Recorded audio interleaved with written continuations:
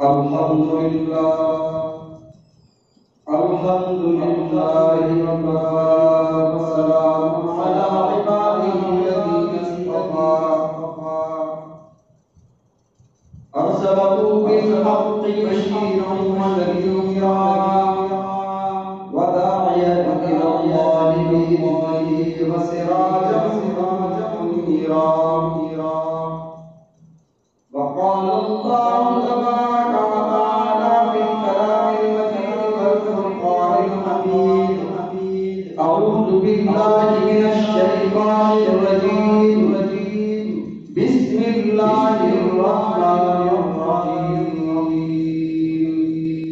ولا تقولوا لمن يقتل في سبيل الله أموات بل أحياء ولكن لا تشعرون.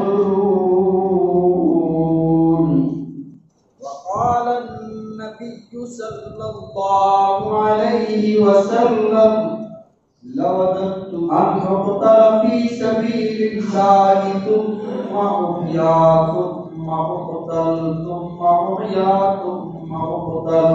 وعن حسين بن علي رضي الله تعالى عنه: سمعت جدي رسول الله صلى الله عليه وسلم: وليس بالناس ضرب الحدود وشق الجيوب ودعا بدعوى الجاهلية أو كما قال عليه السلام.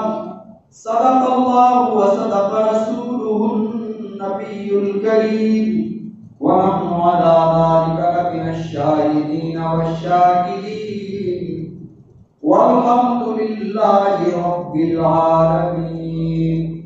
اللهم صل على محمد وعلى آل محمد كما صليت على إبراهيم وعلى آل إبراهيم إنك حميد مجيد. اللهم بارك على محمد وعلى آل محمد كما باركت على إبراهيم وعلى آل إبراهيم إنك حميد مجيد.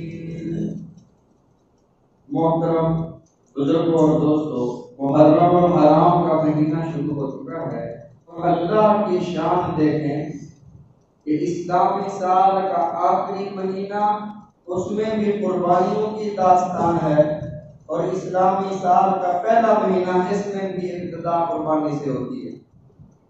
رسول اللہ صلی اللہ علیہ وسلم کی لخت جگر حضرت فاطمہ الزہرا رضی اللہ تعالی عنہا، ان کے لخت جگر حضرت حسین رضی اللہ تعالی عنہ کی شہادت 10 محرم الحرام کو ہوئی، جس شہادت کا آغاز حضرت عمر رضی اللہ تعالیٰ عنہ کی شہادت 1 محرم الحرام سے ہوا، اس کی تکمیل 10 محرم الحرام کو حضرت حسین رضی اللہ تعالیٰ عنہ کی شہادت سے. نبی علیہ الصلوۃ والسلام کی 4 بیٹیاں تھیں. سب سے بڑی بیٹی زینب، پھر اس کے بعد رقیہ، پھر ان کے بعد ام کلثوم، پھر سب سے چھوٹی بیٹی حضرت فاطمہ الزہرا رضی اللہ تعالی عنہا، خاتون جنت، سیدۃ النساء اہل الجنہ، جنت کی عورتوں کی سردار. نبی علیہ الصلوۃ والسلام کی جو سب سے بڑی بیٹی تھی حضرت زینب رضی اللہ تعالی عنہا، ان کا نکاح ابو العاص سے ہوا. ابو العاص غزوہ بدر میں قیدی تھے. نبی علیہ الصلوۃ والسلام کے پاس آپ کی لخت جگر میں وہ ہار جو آپ نے اپنی بیٹی کو جہیز میں دیا تھا، ہار حضرت خدیجہ کا تھا، وہ ہار بھیجا اپنے شوہر کی رہائی کے لیے بطور فدیہ. تو اللہ کے نبی صلی اللہ علیہ وسلم کی آنکھیں برسنے لگی.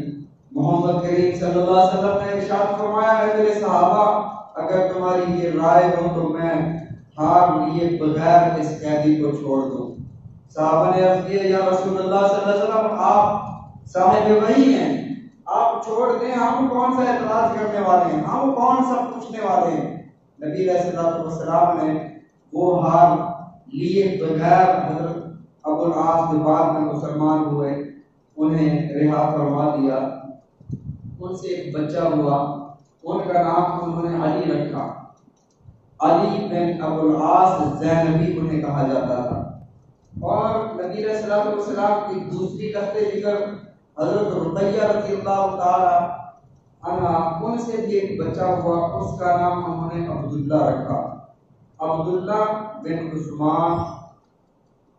اچھا، یہ جو حضرت رقیہ حضرت زینب رضی اللہ تعالی عنہا کا بیٹا تھا، یہ چھوٹا سا بچہ تھا، ابھی یہ چلنے کے قابل نہیں ہوا تھا، تو ایک مرغے نے ان کی آنکھ میں چونچ ماری اور زخم کی تاب نہ لاتے ہوئے یہ شہید ہو گیا۔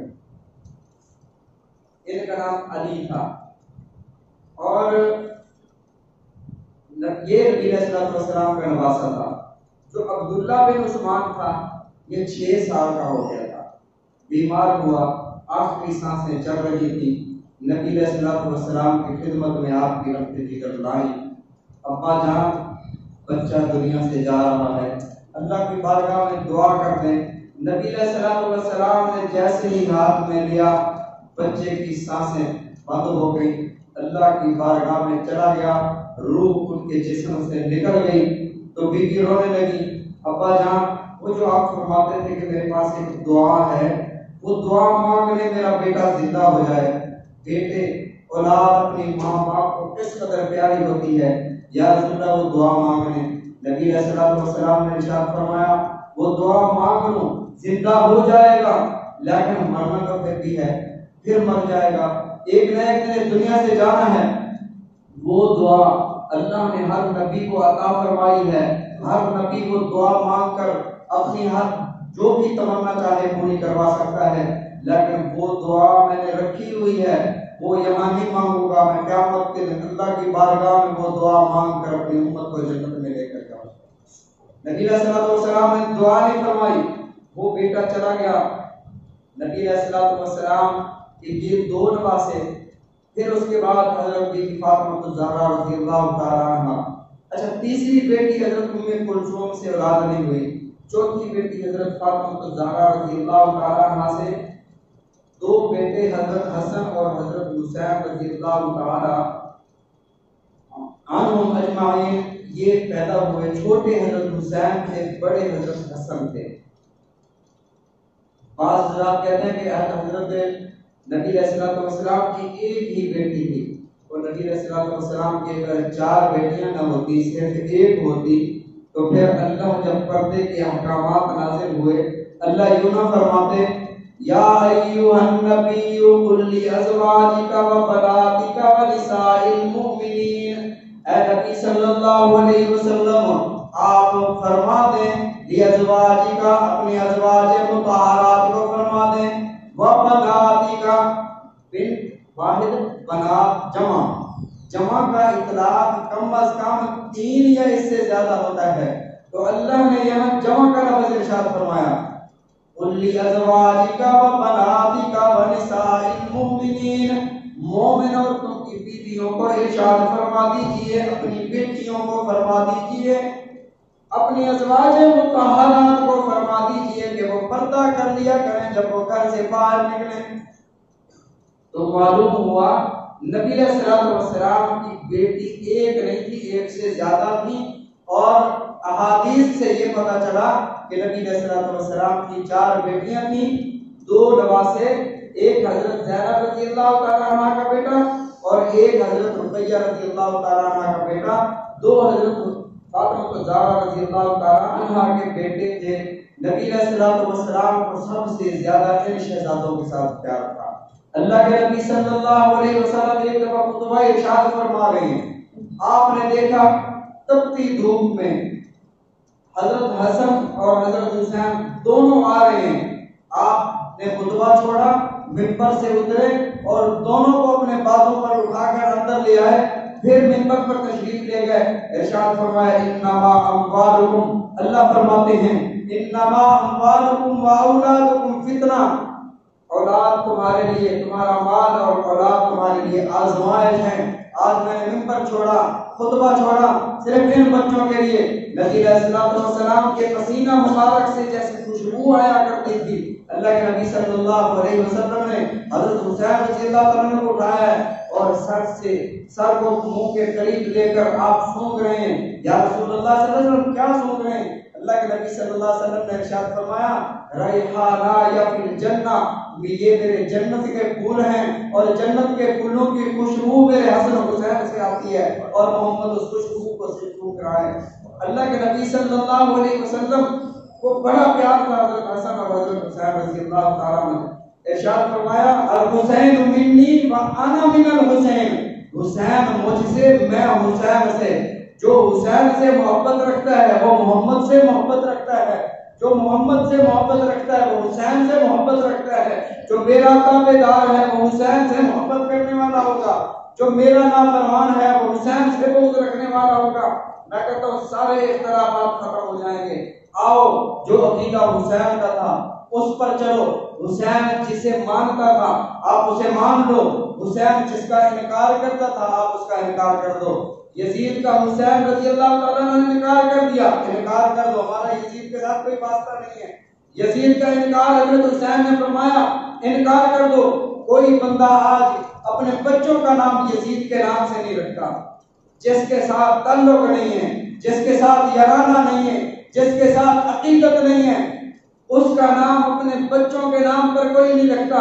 آؤ ہم دیکھتے ہیں حضرت حسین مانتے کسے ہیں؟ جس کے ساتھ محبت ہوتی ہے اپنے بچوں کے نام اس کے نام پر رکھتے ہیں. جب کربلا کی طرف حضرت حسین رضی اللہ تعالیٰ عنہ چلے ہیں تو آپ کے ساتھ آپ کے جو بچے تھے، جو آپ کی اولاد تھی، ان میں ایک ابو بکر بھی تھا، ایک عمر بھی تھا، ایک عثمان بھی تھا. آؤ حسین رضی اللہ تعالیٰ عنہ ابو بکر کو بھی مانتے ہیں، عمر کو بھی مانتے ہیں، عثمان کو بھی مانتے ہیں. اپنے بچوں کے نام ابو بکر عمر عثمان کے نام سے رکھتے ہیں. آؤ اپنے بچوں کے نام ابو بکر عمر عثمان کے نام سے رکھو. ہم اپنے بچوں کے نام محمد حسین رکھتے ہیں، محمد علی رکھتے ہیں، اپنے بچوں کے نام اہل بیت کے نام کے ساتھ موسوم کرتے ہیں. تو آؤ اگر اختلاف ختم کرنا چاہتے ہو تو اپنے بچوں کے نام حضرت ابو بکر رکھ لو، عمر رکھ لو، عثمان رکھ لو. پورے طبقے میں یہ نام نہیں ہوں گے، نہ عمر ہوگا، نہ ابو بکر ہوگا، نہ عثمان ہوگا. وجہ یہ ہے اختلاف ختم کرنا نہیں چاہتے. عرض کر رہا تھا نبی علیہ الصلوۃ والسلام کو حضرت حسین رضی اللہ تعالیٰ عنہ سے اس قدر محبت تھی. نبی علیہ الصلوۃ والسلام رات کو بیدار ہوئے، رونے کی آواز آ رہی تھی. اللہ کے نبی صلی اللہ علیہ وسلم جلدی سے اٹھتے ہیں، حجرہ فاطمہ رضی اللہ تعالیٰ عنہ تشریف لے گئے. فرمایا فاطمہ حسین رو کیوں رہا ہے؟ محمد سے اس کا رونا برداشت نہیں ہوتا، اسے رلایا نہ کرو. اللہ کے نبی صلی اللہ علیہ وسلم کے پھر صحابہ نے حضرت حسین رضی اللہ تعالیٰ عنہ سے اس قدر محبت فرمائی. حضرت ابو بکر صدیق رضی اللہ تعالیٰ عنہ خطبہ دے رہے ہیں، جمعے کے بعد باہر نکلتے ہیں، لوگ باہر نکل رہے ہیں. آپ ایک تصور کریں، ایک امام مسجد ہو، وقت کا حکمران ہو، بہت بڑا رتبہ ہو، وہ مسجد سے نکلنے کے بعد کسی بچے کے پیچھے بھاگ رہا ہو تو کیسا محسوس ہوگا؟ حضرت ابو بکر صدیق رضی اللہ تعالیٰ عنہ مسجد سے باہر نکلتے ہیں، حضرت حسین رضی اللہ تعالیٰ عنہ کھیل رہے ہیں، پیچھے دوڑ کے جاتے ہیں اور اٹھا لیتے ہیں، چومتے ہیں، ارشاد فرماتے ہیں بیٹا تو مرتضیٰ کا ہے، چہرہ میرے مصطفیٰ کا ہے، تجھے دیکھتے ہیں تو ہمیں مصطفیٰ یاد آ جاتے ہیں. حضرت حسین رضی اللہ تعالیٰ عنہ کی شباہت آپ کا حلیہ رسول اللہ صلی اللہ علیہ وسلم سے ملتا جلتا تھا. اور حضرت عمر رضی اللہ تعالیٰ عنہ حضرت حسین رضی اللہ تعالیٰ عنہ کس قدر محبت فرمایا کرتے تھے. حضرت عمر رضی اللہ تعالیٰ عنہ کے بیٹے عبداللہ بن عمر رضی اللہ عنہ حاضر ہوئے. ابا جان حسین بدر میں شریک نہیں ہوا، حسین رسول اللہ صلی اللہ علیہ وسلم کے ساتھ غزوات میں شریک نہیں ہوا، میں بدر میں بھی شریک ہوا، میں اللہ کے نبی صلی اللہ علیہ وسلم کے ساتھ دوسرے غزوات میں بھی شریک ہوا، لیکن آپ نے وظیفہ حسین کا زیادہ کر دیا، ہمارا وظیفہ کم کر دیا بیت المال سے. حضرت عمر رضی اللہ تعالیٰ عنہ سیدھے ہوئے، جلال آپ کے چہرے سے ظاہر ہو رہا تھا. ارشاد فرمایا او عبداللہ ذرا غور سے سن، تیرا نانا اس کے نانے جیسا نہیں، تیری نانی اس کی نانی جیسی نہیں، تیری ماں اس کی ماں جیسی نہیں، تیری خالائیں اس کی خالائیں جیسی نہیں، تیرا ابا اس کے ابے جیسا نہیں. اس کا نانا محمد مصطفیٰ ہے، اس کی نانی خدیجہ الکبریٰ ہے، اس کی اماں فاطمہ الزہرا ہے، اس کا ابا علی مرتضیٰ ہے، ان کی خالہ رقیہ کلثوم زینب ہے۔ کس بات کی طرف جا رہا ہے؟ مقابلہ کیسا ہے؟ تو ایک غلام کا بیٹا ہے، تو ایک غلام زادہ ہے اور وہ شہزادہ ہے، وہ آل رسول میں سے ہے۔ خبردار، مقابلہ نہیں کر سکتا، ہم تو اس نسل میں بھی غلام ہیں۔ حضرت عمر رضی اللہ تعالیٰ عنہ کے پاس ایک اور مرتبہ ان کا بیٹا شکایت لے کر آتا ہے، ابا جان مجھے حسین نے کہا ہے یبن الغلام، اے غلام کے بیٹے۔ جب انہوں نے، آپ دیکھیں آپ امیر المومنین ہیں، مجھے اس نے غلام کا بیٹا کہا، او میرے غلام کے بیٹے۔ حضرت عمر رضی اللہ تعالیٰ نے فرمایا جا اس سے یہ جملہ لکھوا گیا۔ حضرت عبداللہ بن عمر جاتے ہیں، فرماتے ہیں حسین یہ بات لکھ دو، یبن الغلام، تو میرے غلام کا بیٹا ہے۔ حضرت حسین وجد میں تھے، وہ کیفیت تھی، فوراً دستخط کر دیے، لکھ دیا یبن الغلام، اے میرے غلام کے بیٹے۔ وہ پرچی لے کر بیٹا اپنے باپ کی خدمت میں حاضر ہوتا ہے، عرض کرتا ہے ابا جان یہ دیکھو، گواہی کی مزید ضرورت نہیں ہے، حسین نے لکھ دیا ہے۔ حضرت عمر رضی اللہ تعالیٰ عنہ رونے لگے، فرمایا میں آج وصیت کر رہا ہوں، جب میں فوت ہو جاؤں، جب میری جان نکل جائے، میرا کفن تیار ہو جائے، یہ کاغذ کا ٹکڑا میرے کفن میں رکھ دینا، میں جا کر رسول اللہ صلی اللہ علیہ وسلم کو دکھاؤں گا، یا رسول اللہ آپ کی حیات مبارک میں، آپ کی حیات طیبہ میں ہم آپ کے غلام رہے، آپ کے دنیا سے پردہ فرما جانے کے بعد بھی ہم آپ کی اولاد اور آپ کے بھی غلام رہے۔ اور یہ پرچی، یہ تحریر میرے لیے ایک سند کا درجہ ہے، ایک دلیل ہے، رسول اللہ صلی اللہ علیہ وسلم کے سامنے میں عرض کروں گا۔ حضرت عمر رضی اللہ تعالیٰ عنہ اس قدر محبت فرمایا کرتے تھے۔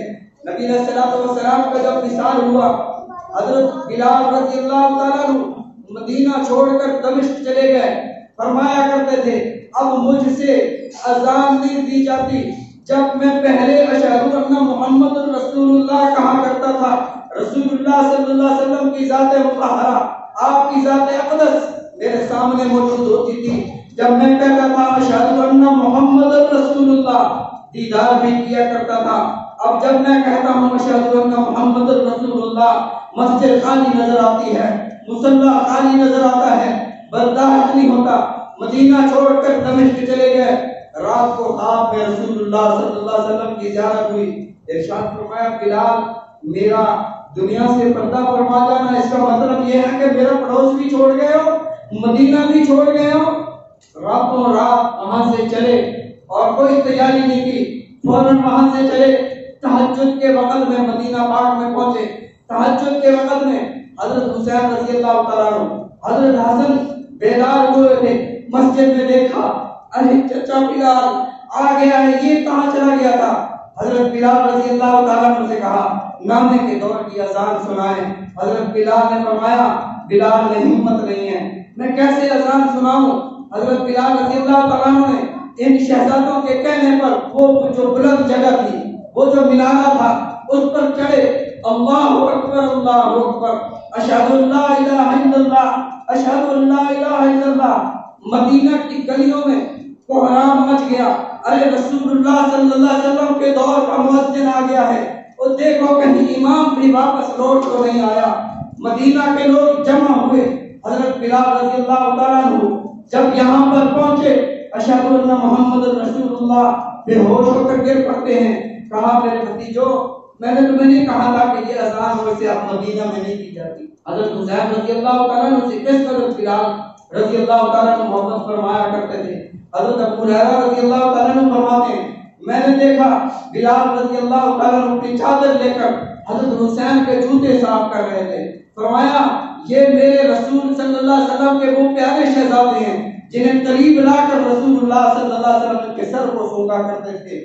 اللہ کے نبی صلی اللہ علیہ وسلم کہ یہ شہزادے جب کرب و بلا کی وادیوں میں میدانوں میں جاتے ہیں اور وہاں پر باطل سے جنگ کرتے ہیں، باطل سامنے آتا ہے تو یہ نہیں دیکھتے کہ ہم تعداد میں تھوڑے ہیں، یہ نہیں دیکھتے کہ ہمارے ساتھ بچے ہیں، یہ نہیں دیکھتے ہمارے ساتھ عورتیں ہیں۔ حضرت حسین رضی اللہ تعالیٰ عنہ کھڑے ہو کر اعلان کرتے ہیں حسین وہ نہیں ہے فرمایا انا ابن علی، میں اس علی کا بیٹا ہوں جس نے مرحب کے سامنے کھڑے ہو کر کہا تھا سمتنی امی حیدرا، او مرحب میری اماں نے میرا نام حیدر رکھا ہے، کل غاباتی کلیہ منظرا، میں جب میدان میں اترتا ہوں پھر میں شیر کی طرح اپنے مد مقابل کو چیر پھاڑ کے رکھ دیتا ہوں۔ حضرت حسین نے فرمایا میں وہ اس علی کا بیٹا ہوں جس علی کے ہاتھ میں 17 تلواریں ٹوٹ جاتی ہیں، اور علی فرماتے ہیں کہ میرے بازو کی قوت میں کوئی فرق نہیں آتا، میرے قدم نہیں ڈگمگاتے۔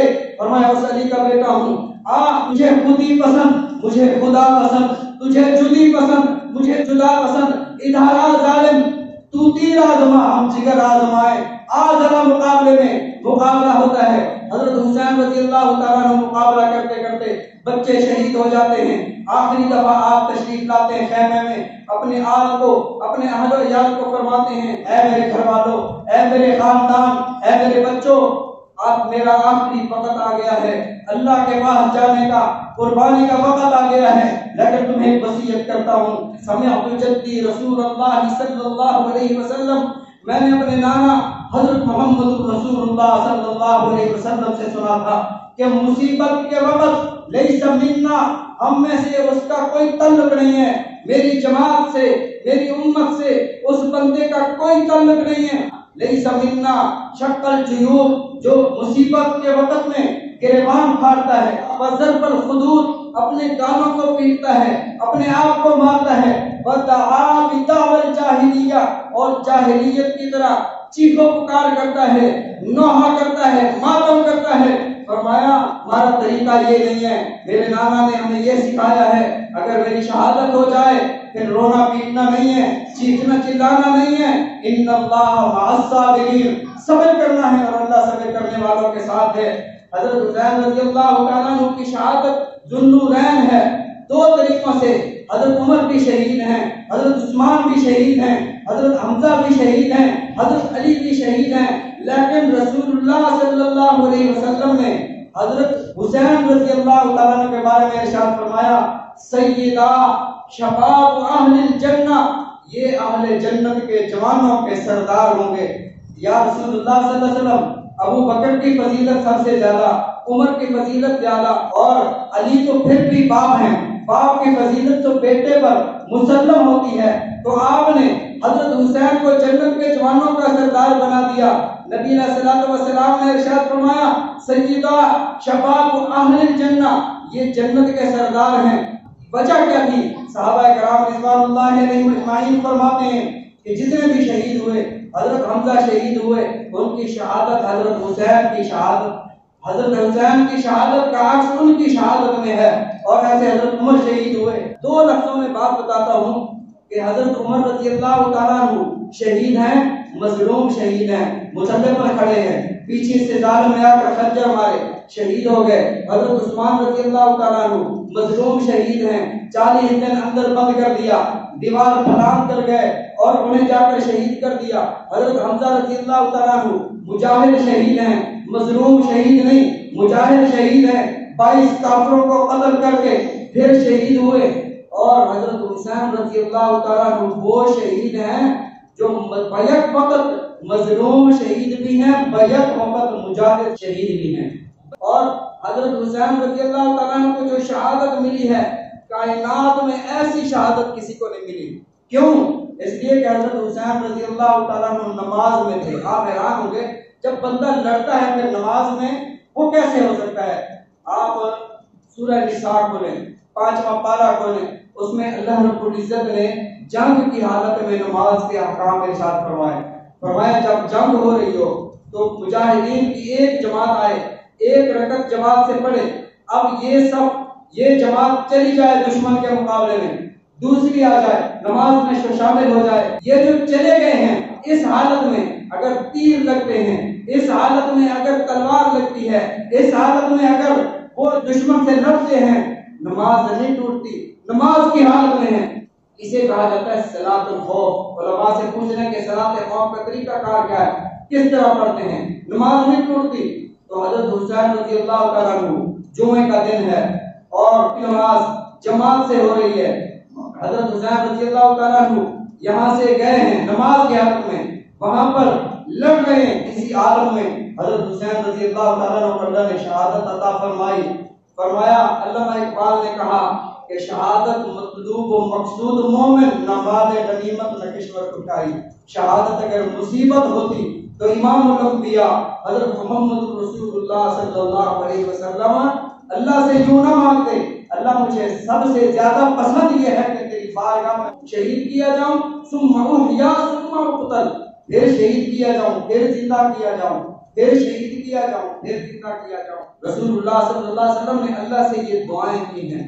آخر میں ایک مسئلے کی وضاحت، ان دنوں میں ایک جملہ آپ بھی سنتے ہیں ہم بھی سنتے ہیں کہ نظر اللہ نیاز حسین، چاول ہے آپ یہ نظر اللہ نیاز حسین، یہ نیاز حسین کا کیا مطلب ہے؟ نظر اللہ کا مطلب سمجھ آیا کہ منت اللہ کے لیے، نظر منت اللہ کے لیے۔ نبی علیہ الصلوۃ والسلام نے ارشاد فرمایا من نظر لغیر اللہ فقد اشرک، جس نے اللہ کے علاوہ کسی اور کی نظر مانی اس نے شرک کیا۔ میں روزی کے اڈے پر بیٹھا ہوں، یہ میرے بیٹے کے سر کی قسم ہے، ابے کے سر کی قسم ہے، اماں کے سر کی قسم ہے، یہ جو اللہ کے علاوہ کی قسمیں ہیں شرک ہے، گناہ ہے، کبیرہ گناہ ہے۔ نیاز اللہ کے نام پر کوئی چیز دینا، اللہ کے نام پر جانور ذبح کرنا، یہ نیاز ہے اللہ کے نام پر۔ فرمایا اللہ رب العزت نے ارشاد فرمایا سورہ انعام میں، اللہ نے خنزیر حرام کر دیا، اللہ نے دم مسفوح جو آپ ذبح کرتے ہو اور جانور کا خون نکلتا ہے وہ خون حرام کر دیا۔ اور اگلا جملہ ارشاد فرمایا وما اہل لغیر اللہ کی، جو اللہ کے علاوہ کسی اور کے نام پر ذبح کیا گیا ہو وہ بھی حرام ہے۔ اور بکری تو اللہ نے حلال پیدا کی ہے نا، گائے تو حلال ہے، اونٹ تو حلال ہے، لیکن اس کو جب ہم نے ذبح کیا بسم اللہ اللہ اکبر کہہ کر نہیں، اللہ کے علاوہ غیر اللہ کی خوشنودی کے لیے ذبح کیا، گوشت کھانے کے لیے نہیں، خون بہانا مقصد ہے، فرمایا یہ حرام ہے۔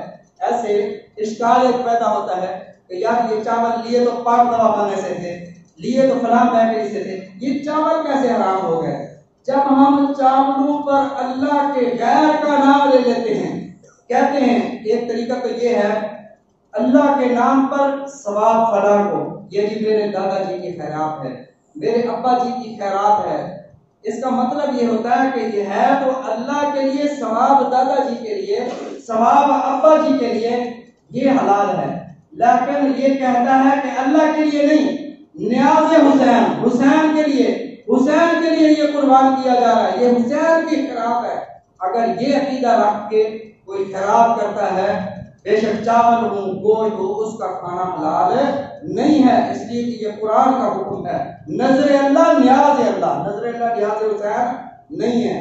اللہ تعالیٰ ہم سب کو سمجھنے کی توفیق عطا فرمائے، نبی علیہ الصلوۃ والسلام کے فرامین سمجھنے کی عمل کرنے کی توفیق عطا فرمائے۔